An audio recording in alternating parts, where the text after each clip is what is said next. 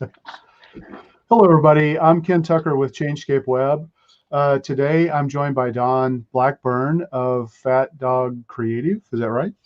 Yep. All right, cool. So, thanks for joining me today. So let's just jump right in. Tell me what is your business? What do you do? How long have you been in business? I've been in business for 18 years, and I do graphic design and marketing. Started out as graphic design, but have quickly learned that without the marketing end of it, uh, the graphic design doesn't work, doesn't hold together. So um, have branched out. Okay, cool. So when did you start your company? 2003. Okay. All right, cool. So now, what types of customers do you typically work with? Oh, that's a broad question. It's all across the board. At this point in time, my largest sector is tourism, but I also deal with everyday startup businesses, retail, medical. So it's really across the board, whoever needs my services. So, Okay. So marketing is very broad as well. So what do you focus on in terms of marketing? um, well, what I've learned over the years is that I can go in and I can design a beautiful brochure for somebody because I need a brochure or I need a website. Um, but if they don't know what they're going to do with that, it I can design it as beautiful as you want all day long, and it's not going to do anything for you. So going in and really sitting down with the customer and helping them understand what they're going to do with that brochure.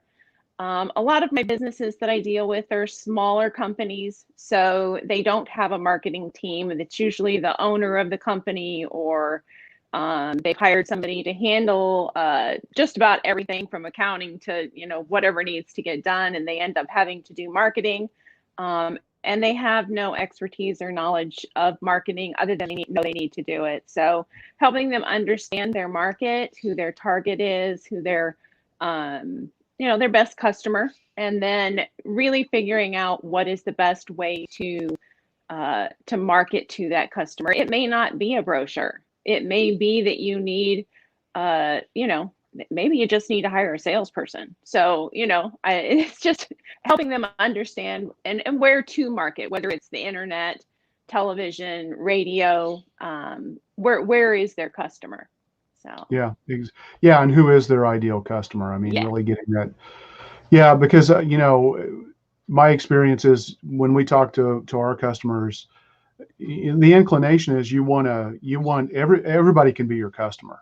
Hmm. But in reality, not everybody is equally as good being your customer. Some people, uh, you know, don't have the money to invest for you to be able to deliver the results from a marketing perspective. Yeah. In other cases, you just don't have a good personality fit, and I think that's important. So yeah, so do you do a lot of, I mean, do you actually design websites? Do you build Facebook ad campaigns, those kinds of things? What all do you do specifically? I don't know about on your end. Are you back? Uh, There you are. Okay. yeah, I All just right. lost you. Yeah, so I was just asking, do you build websites? Do you do like Facebook advertising? Yes. Okay. All of the All right. above. I do everything from your traditional printed logo development, helping a customer create a brand, to helping carry it through to website design, television production, um, you name it, pretty much can handle it. Any type of internet, Facebook, Google, YouTube, TikTok marketing. So, Yeah. So um, speaking, across the board. yeah. So speaking of TikTok, what are three things that you would recommend small businesses really think about in terms of marketing strategies or tactics for 2021? I mean, we're in January. A lot of businesses, they should have already thought about this for their new year, but too many businesses, I think, wait until January and maybe they need to just because of the natural cycle of their business. But now they're starting to think about, okay, what do I need to do in 2021 to grow my business? What three or four things would you recommend to most businesses?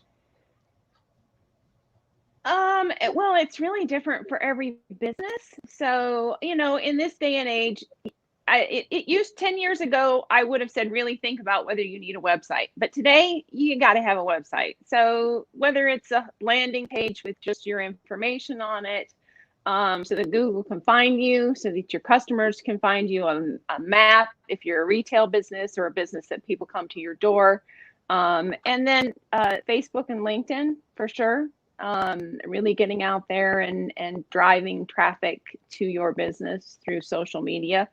I really am a true believer that people do business with people they know, and they refer you to businesses that they know. And the first place we go to check up on that is we do a Google search, or we go to Facebook and we search for that business. So at least having a presence so that you can be found would be the things that I'd absolutely recommend. I think what falls short is that people build a website or put up a Facebook page, and then they don't manage it. They don't monitor it. They don't add things to it. I'm guilty because I do it for all of my customers. I Right. tend not to do it for myself. It's an easy trap to fall into, I know.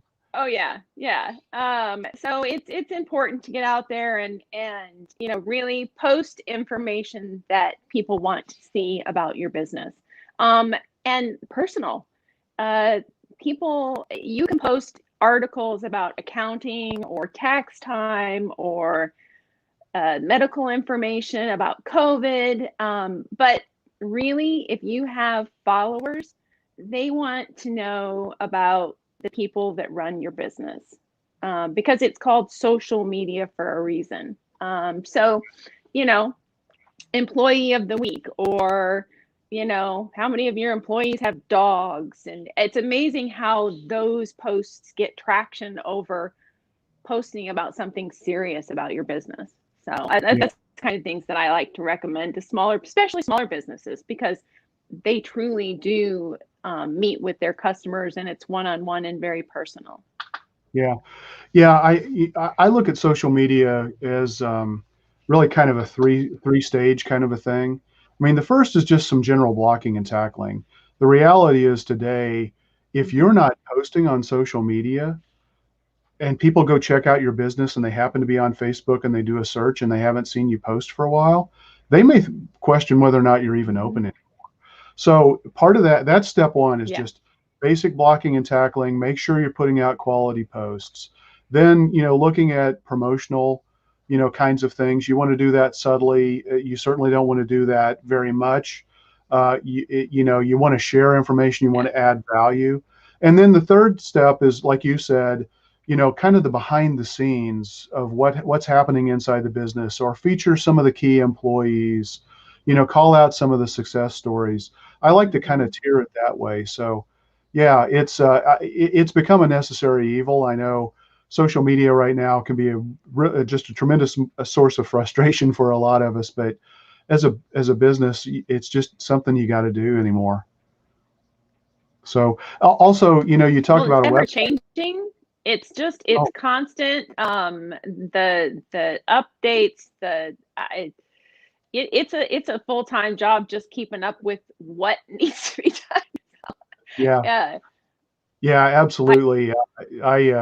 I spend a lot of my time and a lot of my money every year just staying up to date on everything that's changing. Facebook yeah. advertising policies, new, TikTok comes along. How would you use that for business?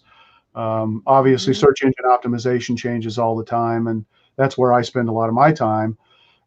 So yeah, it's a big deal, and I think, like you said, a lot of businesses are very comfortable outsourcing a lot of functions to other people, and you naturally think, okay, well, I'm not an accountant, so I'm going to have my accountant or a bookkeeper take care of this stuff.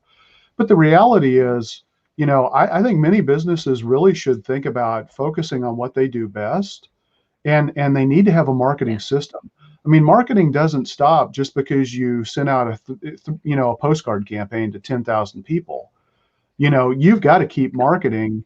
It's not just a one and done kind of a thing. If that's what you're expecting, you're going to be really disappointed. Well, it used to be that you needed to be in front of a client or a customer 3 times. Now it's 9 times to get their attention because the market is so saturated with advertising and information that you have to stay in front of them all the time to get their attention. And the fun part of it is that geo tracking certainly makes it easier if you can get the right target and the right market going to stay in front of those customers. But we've also gotten savvy as consumers, and we click away or we ignore them. So it's a lot harder to get in front of a customer and stay there now than it used to be, as far as like how Yeah. many times and repetition and But at so the same time, it's maybe more important than it's I ever love. been. At the same Yeah, time, yeah. it's more important than it's ever been. So, can you hear me okay? Yep, there now I can. You were cutting in Okay. and out for a All right. second there. All right. Yeah, everything looks good on my end. I'm not sure what's going on, but that's the beauty of Oh, technology. I'm out in the country, so Oh, it okay. could be All on right. my end. All right. I'm Cool. blessed in that I've been in business for 18 years and I've been able to work from home. So Right. most of my clients never ever. I used to have an office in St. Charles, but nobody ever came to see me. So I moved my office home and have not looked back, which has been a blessing through the whole COVID thing because everybody was used to dealing with me from home anyway. So Right. I feel very blessed to have been able to work from home for the last 18 years. So Yeah, I've always worked a lot from home. I do many of the things that you do, obviously, and as long as I have access to the right, internet, I can do my job.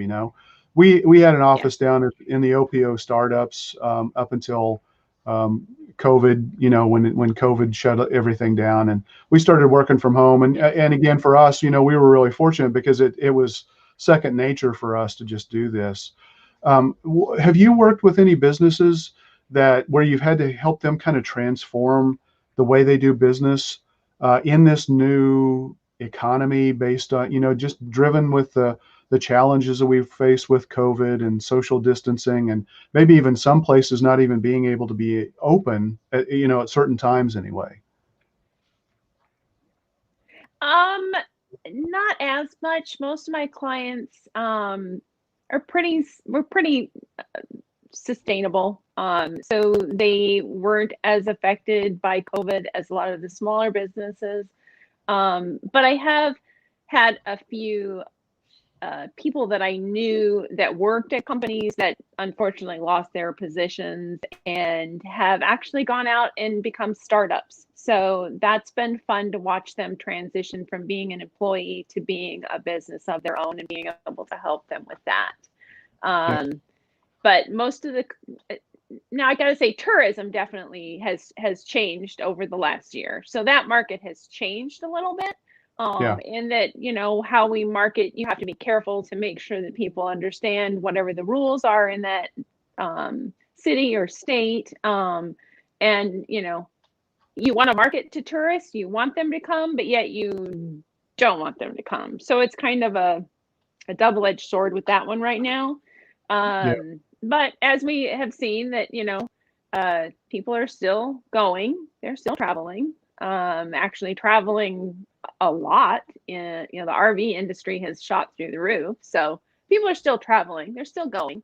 Yeah. But just making sure that when you market to them that you're pushing that they need to be safe about it. So Yeah, yeah, yeah. I mean, one of the things that we did is we actually we work with a lot of home contractors across the country, mm-hmm. and so we had to help get them up to speed on being able to do like virtual estimates, where they weren't going to Yeah, somebody's house. So getting comfortable with using either FaceTime or Zoom or something like that so that they could still, yeah, because they still wanted services, they still needed services, but they were still a little yeah, reluctant to bring just anybody into their homes.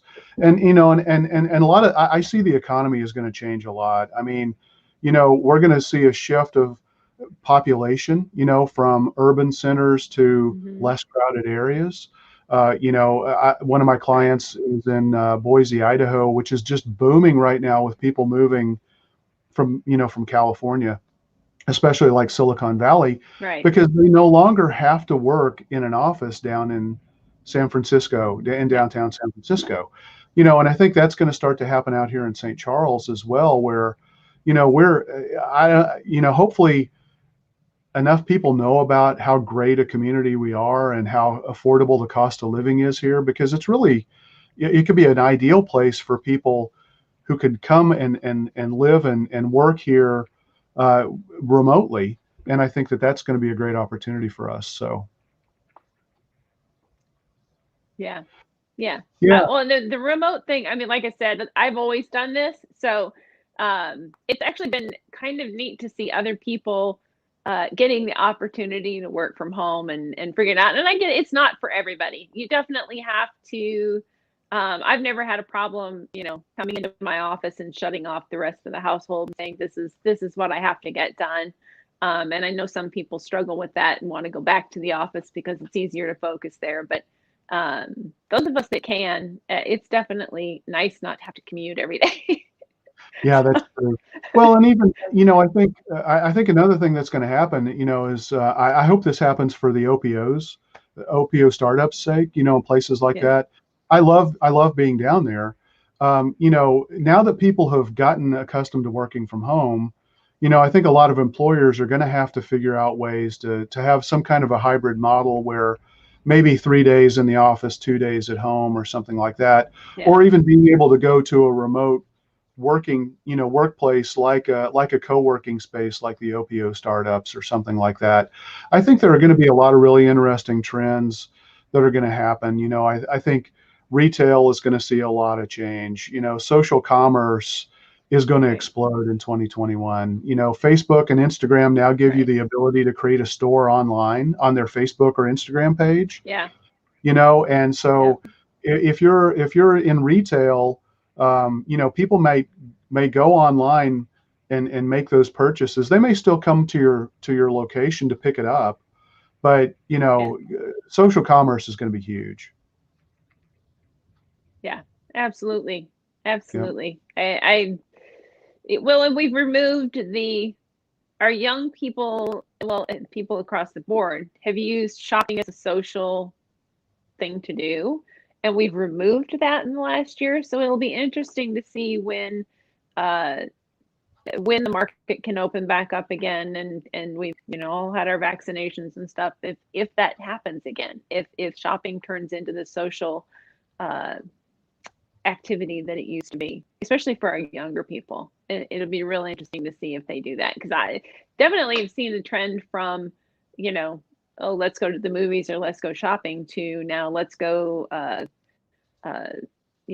let's go hiking, let's go biking, let's go, people that you never saw doing those kinds of things seem to be doing them. So Yeah. it'll be interesting to see what happens when things open back up again, especially Yeah. from a retail point and trying to help your retail customers Yeah. get those people back in the store. If Yeah. that's their focus versus getting their businesses up online. I definitely would, if for retail customers, if you don't have a retail presence online in some way, shape, or form, you're definitely going to suffer and get left behind. Yeah. So I don't think we're gonna see a shift fully back. I think people have had enough experience to where they realize, a lot of the online stuff is maybe a lot more convenient or comfortable for them than maybe they mhm. realized it was going to be. So, it really is a trend that I think every business needs to think about, how is the world changed and what opportunities has it created for them to change their business and make it better. In some cases, you can, it's a way that you can improve your operations and reduce costs. And other ways, it's a way to move into new markets and new opportunities. So I know it's frustrating for a lot of people. I know it's been a real challenge, but I still think it's really important that people take time to think about how they can adapt and change. Um, so Right. your business probably hasn't been affected then a whole lot. It doesn't sound like by because I mean, you're already working from home. It sounds like your customers were already Yeah. such that they weren't really affected by, any downturn in their segment of the economy. No, I actually have been very blessed. My customer base has pretty much stayed very stable. And I feel very blessed in that. There were times when it all started that I was like, wait a minute, okay, what's going to happen? But uh, they have pretty much sustained and been able to keep moving forward, understanding that the market's going to come back, and it has for them. So, Yeah, I'm like I said, I feel very blessed in that. So. yeah, yeah. Cool. So you've been a member of the chamber for quite a while. How's the chamber helped your business? Mhm. Oh my goodness. I I am one of their biggest fans because I truly believe that without them, I would not have been able to sustain my business as long as I have. The people that I've met through the chamber, the referrals that I get through the chamber, my business is pretty much, I'd say 99% referral based. Um, and that's why I'm a big proponent of people do business with people they know. And I had the opportunity early on with the chamber to be a part of some of their leads groups and their events committee, and I got involved. And I always tell everybody, if you're going to join the chamber, don't join the chamber and just go to a lunch. That's not going to do you any good. You may as well just throw your money out the window at that point. You have to go to the chamber and you have to get involved. Volunteer for one of their events, go to their events, socialize with the people in St. Charles and the St. Charles community, because once they get to know you, they will be your biggest fans and will refer you and take care of you. And that's the way I feel. I feel like I have been uh, taken care of. They're really good to me. They refer me, and then those that I've been referred to from them refer me, and it's a great community once you get to know everybody. So get out there, get to know everybody, join the chamber. Definitely go to the events, be a part. Yeah, yeah, I agree. It's not just enough to join the chamber, and I mean, there's some benefits. I'm a big fan of being listed on the chamber directory. From an SEO perspective, that's a really important local link. And so that alone, in my opinion, is why you ought to join the chamber. If you do nothing else, if you want to improve your search rankings, that's one of the easier ways to go. But then, like you said, there are so many opportunities that the chamber, can offer to you. But you've got to plug in. You've got to be a part of it. And one of the reasons why I'm Yeah, doing this, absolutely. yeah, one of the reasons I'm doing this is just because I want to be able to help people recognize a lot of the great businesses that are already members of the chamber, or even, some of those businesses that are struggling and trying to figure out, how can they move forward, how can they adapt. I think the chamber is a great resource. So, Mm-hmm. you know, that I came up with this idea. We've turned it into a live stream. Sometimes we have some technical issues, but so far it's been really good. Don, is there anything else you want to say about your business, or even how you feel like you can help the community, or how the community can help other struggling businesses in the community? Refer each other, you know. Referrals are big. If you have a favorite restaurant, get on Facebook and tell people about it. If you purchase something at a local store that you think is unique, get on social media and tell people about it. If you have a great tax accountant, go and talk about that tax accountant online. Um, Refer people in this community and do business with people in this community. Um, that would be, the thing that I would say as far as getting involved goes, and helping St. Charles and surrounding areas grow. As far as my business goes, if you need help, holler. I'm here. Everything from, startup to major corporation. So I can do just about any of it. So from you know as yourself. I'm not. I will clarify so that everybody knows. I can do web design, but I don't write code. So if you need a code, you need to see somebody else. So, but I I'm can not a help big you put fan of together writing code. a website that would be effective. So Yeah. Yeah, you don't need to write code anymore to have a really powerful, effective website. I'm a huge fan of yeah. WordPress. So, In WordPress, you don't need to know how to write any code. You can write code, but I think that yeah. makes it unnecessarily complicated. I would rather focus on Yeah. how is that website going to help drive, business to your website, not how fancy and, all the cool Yeah. bells and whistles you can do. Um, so, Don, how Right. can people get a hold of you? I've got your website and your phone number up on the screen, but how else can people get a hold of you? Those are the best ways. Feel free to call anytime. Or my email address is dawnp@fatdogcreative.com. So you can certainly email me as well. If you go to the website, the email address is on there, and so is the phone number. So it's easier to remember, just fatdogcreative.com. So the name kind of sticks with people. So it's done me well. Yeah, cool. All right. Well, Don, thanks so much for joining us today. You're welcome. Thanks for having me. All right, take care. Goodbye. Bye.